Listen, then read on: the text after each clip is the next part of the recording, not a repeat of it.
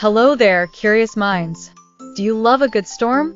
The rumbling sound of thunder can be thrilling. But have you ever noticed that you always see a bright flash of lightning before you hear that big thunderous sound? Why does that happen? Let's find out on today's adventure.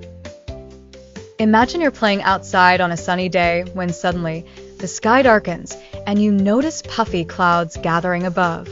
Then a dazzling flash streaks across the sky, zap, followed by a roaring bang. That's lightning and thunder in action. Lightning is like a gigantic spark of electricity shooting through the sky. Imagine rubbing your feet on a soft carpet and touching a metal doorknob. Zap! You get a little shock. Lightning is a bigger version of that shock, sent from the clouds to the ground. Now let's talk about thunder, the grand voice of the sky. When lightning races through the sky, it heats the air around it super quickly. The air gets so hot that it expands with a loud bang. That thunder you hear is just the sound of air saying, "Hello, I'm moving fast."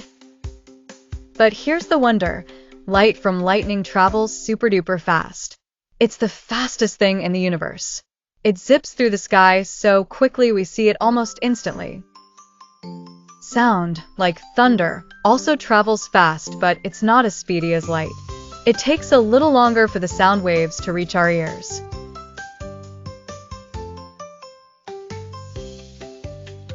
Next time you catch a storm, here's a fun trick to try.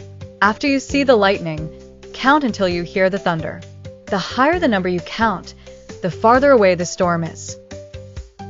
Each count represents the distance lightning is from you.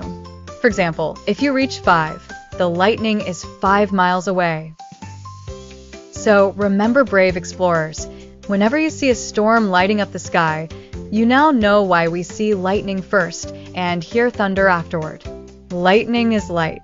Thunder is sound. Light speed wins every time.